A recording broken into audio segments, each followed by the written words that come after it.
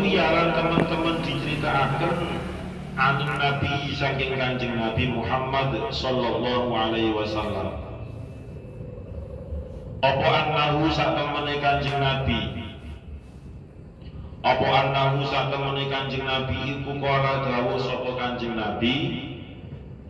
Iku kala dawuh sapa Kanjeng Nabi manis dada fil ilmi rusdan. Man utawi sapane wong iku izdada tambah sapa man. Iku izdada tambah sapa man fil ilmi ing dalem ilmu. Fil ilmi ing dalem ilmune apane rusdan petunjuke.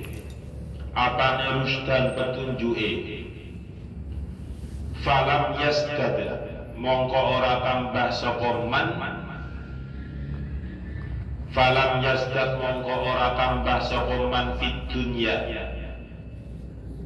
Fid dunya ing dalem donya. Apane zuhdan zuhude. Apane zuhdan zuhude. Lam yasdad mongko ora tambah sapa man. Lam yasdad mongko ora tambah sapa man minallahi saking Gusti Allah. Minallahi saking Gusti Allah illa bu'dan kecuali adot, kecuali kebih, kecuali jauh dari Allah. Wa umrun lan umur tawilun kang dawa. La yutazawwadu kang ora ana. La yutazawwadu kang ora kena di gawe sangu. La yutazawwadu kang ora kena digawe sangu fihi ing dalem umur. Fihi ing dalem umur li safarihi krana lungane wong. Li safarihi krana bepergiane wong ilang daril akhirati maring omah akhirat. Ila daril akhirati maring omah akhirat. Lanjutan dari makalah yang keempat dari bab yang ke-10. Sahabat Utsman radhiyallahu anhu berkata ada 10 hal yang sia-sia. Yang kemarin yang pertama yaitu orang yang alim kemudian tidak ditanya tentang ilmu yang dimiliki. Yang kedua, ilmu yang tidak bermanfaat. Yang ketiga, pendapat yang benar tetapi tidak diterima. Yang keempat, mempunyai pedang tetapi tidak digunakan. Nah, yang kelima, wa masjidun la yusalla. Masjid tetapi tidak digunakan untuk sholat. Masjid tetapi tidak digunakan untuk sholat. Misalnya digunakan untuk api-apian tok. Nah, bangunannya megah-megahan, kerlap-kerlip lampu misalnya. Nah itu namanya masjidun la yusalla. Jadi masjid semakin lama di akhir zaman itu makin banyak, megah-megah, tetapi makin sepi dari orang yang melaksanakan sholat. Yang keenam, mushaf. Mushaf itu artinya adalah mushaf Al-Quran. Jadi redaksi mushaf itu kan suhuf itu. Suhuf itu lembaran. Dan mushaf itu mesti identik dengan Al-Quran. Nah bedanya kalau redaksi Al-Quran itu bagaimana? Al-Quran itu tidak harus berupa tulisan. Nek mushaf itu mesti jelone ono tulisannya. Itu namanya mushaf.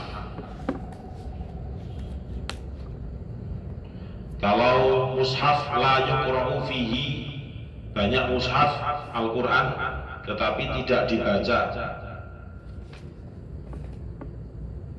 Mushaf Al-Quran tetapi tidak dibaca, hanya dibuat untuk misalnya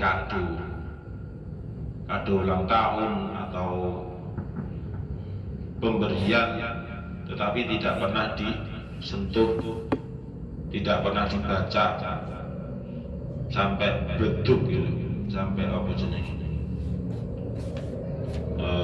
debu tok. Nah itu mushafun la yuqra, kan berarti sia-sia ya.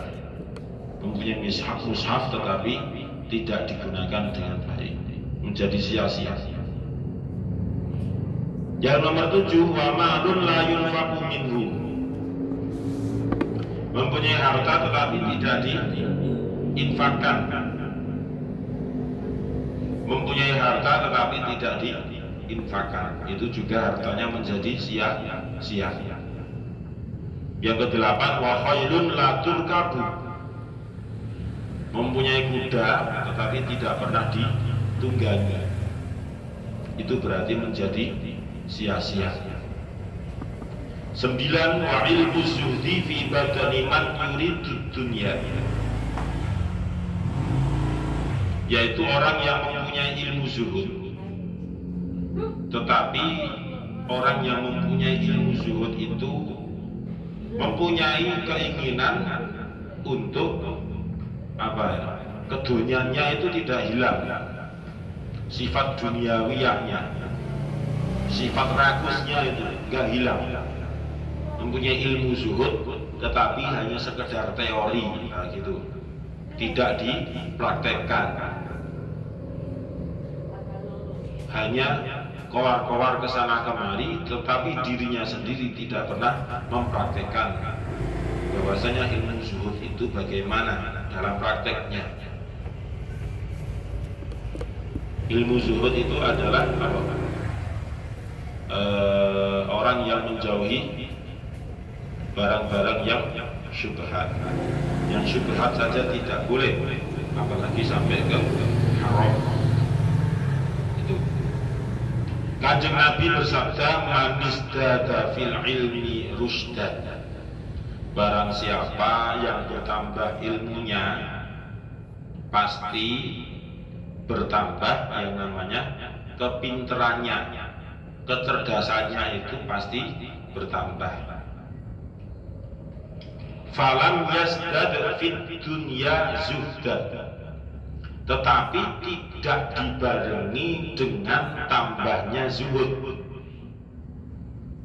Orang yang berilmu itu bisa dipastikan kepinterannya, kepandaiannya, intelijensinya itu pasti bertambah. Akan tetapi tidak dibarengi dengan zuhud.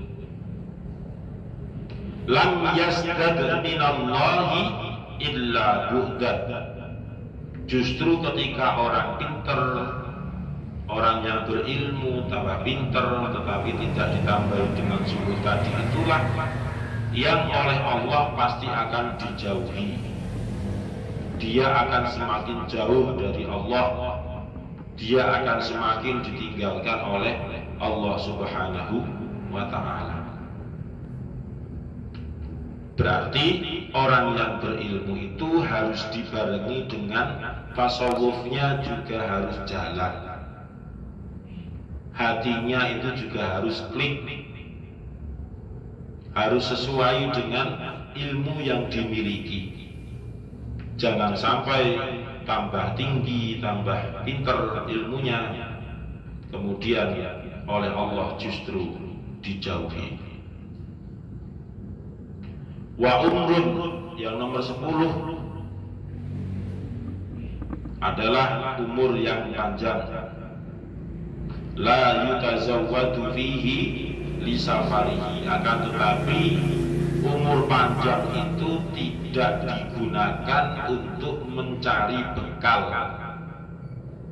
Mencari bekal apa? Mencari bekal untuk perjalanan dirinya menuju ke alam keabadian, yaitu alam akhirat. Itu yang nomor 10. Berarti umur panjang yang dimiliki oleh seseorang jika Bertambahnya umur itu tidak tambah ibadahnya, tidak tambah taubatnya, berarti itu namanya la yatazawwadu fihi. Dia tidak sadar suatu saat kematian itu akan menjemput dirinya. Maka kematian itu datangnya secara tiba-tiba, tidak pernah menyadari akan hal tersebut, sehingga ketika sudah betul-betul dijemput oleh yang namanya ajal, hanya penyesalan yang datang kemudian. Ketika sudah di alam akhirat, dirinya akan menyesal, sehingga minta kepada Allah supaya dikembalikan ke alam dunia lagi, supaya alasannya supaya di alam dunia itu bisa mencari bekal sebanyak-banyaknya. La'alli a'malu sholihan fima taraktu kalla innaha kalimatun huwa qailuha wa min waraihim barzakhun ila yaumi yub'atsun. Jadi kalau sudah dimatikan, la'alli, oh ngerti ngono ya Allah, a'malu, saya berbuat sholihan yang baik, kalla, tapi yo tidak seenak itu. Innaha kalimatun huwa qailuha, itulah kalimat yang diucapkan oleh orang-orang yang sudah terlanjur kebanyakan maksiat ketika di dunia, ditambah umurnya oleh Allah, justru tidak semakin sadar, tapi tambah dadi gobloke, dadi maksiate.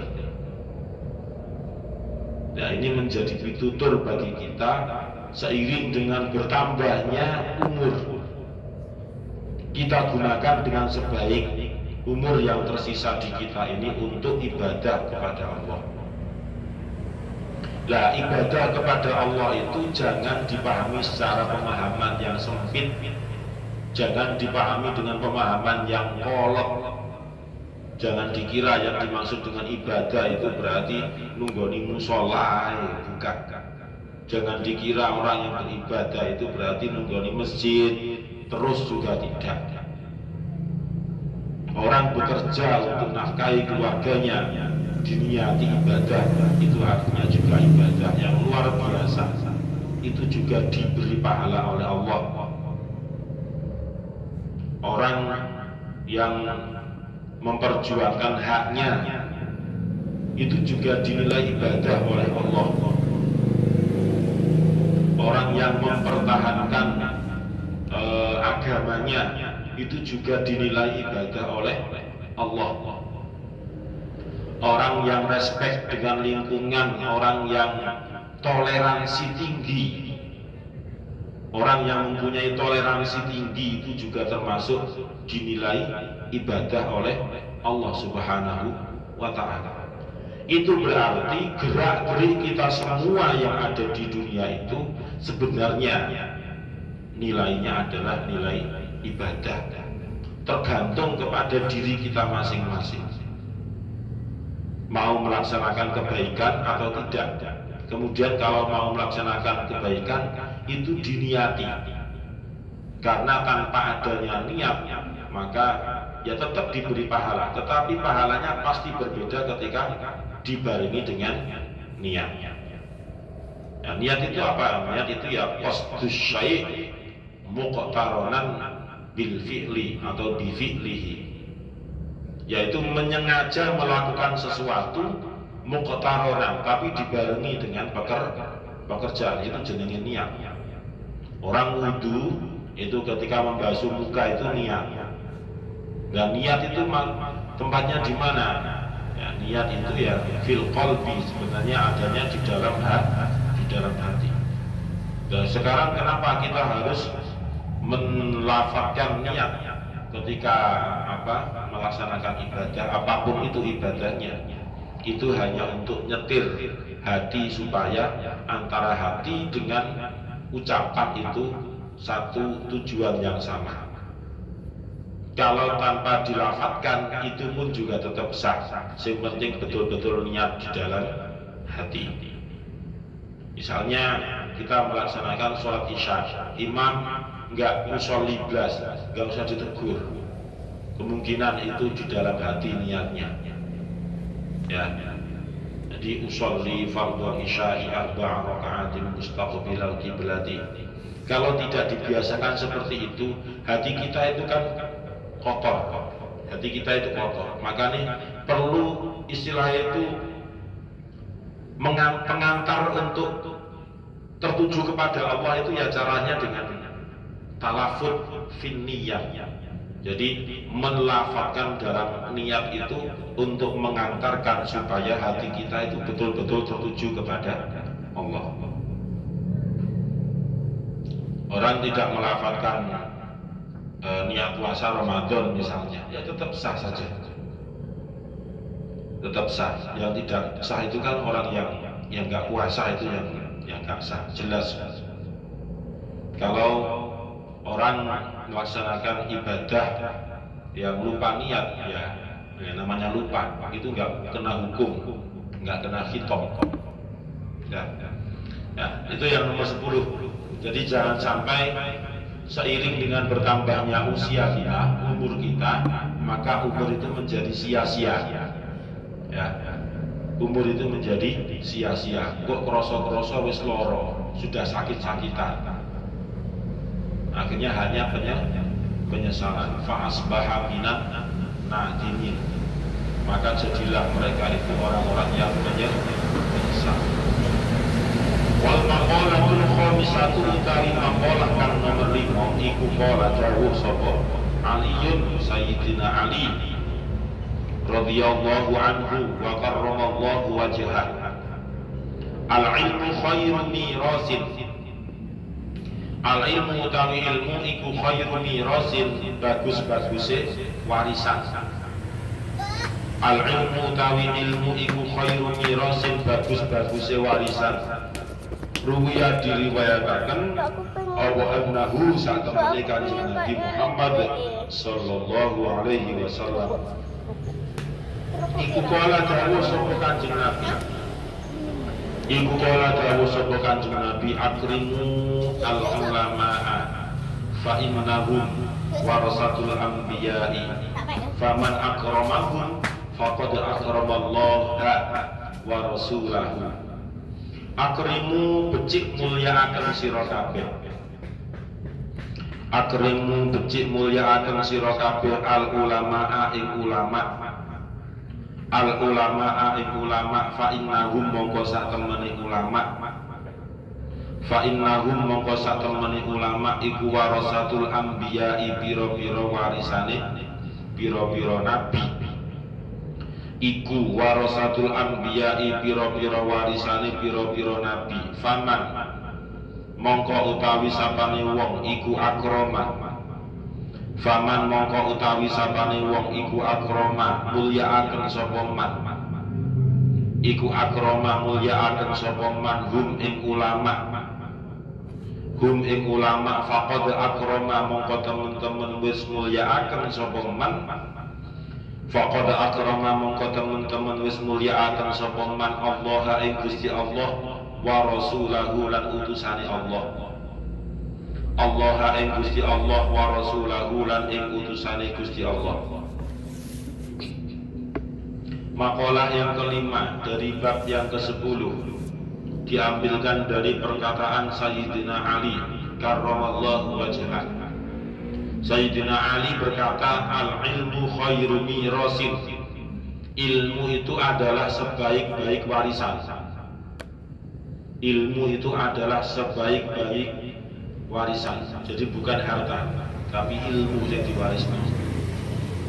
Kenapa kok begitu? Logikanya, orang yang mengajarkan sebuah ilmu kemudian dimanfaatkan oleh orang yang diajarkan. Orang yang belajar itu memanfaatkan ilmu yang dia dapat dari gurunya, kemudian terus berkembang, diajarkan lagi kepada orang lain. Jadi A itu adalah sebagai guru, punya murid B, punya murid C, D, E sampai Z. Kemudian B sampai Z itu juga mengamalkan ilmu tersebut dari A tadi kepada B1, C1 sampai Z1. B1 sampai Z1 juga punya murid lagi. Kemudian diajarkan lagi kepada B2, C2, D2 sampai Z2. Begitu juga seterusnya. B2 ditularkan kepada muridnya lagi, B3, C3, D3 sampai Z3, terus menerus. Walaupun si A ini sudah meninggal, maka A itu juga tetap akan mendapatkan pahala dari ilmu yang bermanfaat tadi. Nah, jadi ilmu itu adalah sebaik-baik warisan, sampai kapanpun bisa dinikmati. Beda dengan harta. Suatu saat sama anaknya, misalnya di Lego dijual, sudah berhenti. Berarti cucunya sudah tidak bisa menikmati. Tapi kalau ilmu sampai kapanpun itu juga bisa dinikmati, asalkan dimanfaatkan. Itu kuncinya. Akrimu al-ulama fa innahum warasatul anbiya'i. Dawuhnya Kanjeng Nabi, muliakanlah orang-orang yang alim, orang-orang yang berilmu itu muliakan, karena sesungguhnya mereka itu adalah warisan dari para nabi. Jadi ulama itu adalah warisan para nabi. Faman akramahum faqad akramallaha wa rasulah. Barang siapa yang memuliakan ulama, maka orang tersebut juga memuliakan Allah dan juga utusannya. Barang siapa yang memuliakan orang yang berilmu, maka orang tersebut juga memuliakan Allah dan juga para utusannya. Itulah saking pentingnya ilmu, sehingga orang yang berilmu itu menjadi sebuah kemuliaan tersendiri di sisi Allah dan tentunya di sisi manusia. Wallahu a'lam bishawab. Al-Fatihah. A'udzu billahi minasyaitonir rajim. Bismillahirrahmanirrahim. Alhamdulillahirabbil alamin arrahmanir rahim maliki yaumiddin. Iyyaka na'budu wa iyyaka nasta'in. Ihdinas siratal mustaqim. Siratal ladzina an'amta 'alaihim ghairil maghdubi 'alaihim waladdallin. Amin. Bismillahirrahmanirrahim. Subhanakallahumma wa bihamdika asyhadu an la ilaha illa anta astaghfiruka wa atubu ilaik. Subhanakallahumma wa bihamdika asyhadu an la ilaha illa anta astaghfiruka wa atubu ilaik. Subhanakallahumma wa bihamdika asyhadu an la ilaha illa anta astaghfiruka wa atubu ilaik. Semoga bermanfaat. Assalamualaikum warahmatullahi wabarakatuh.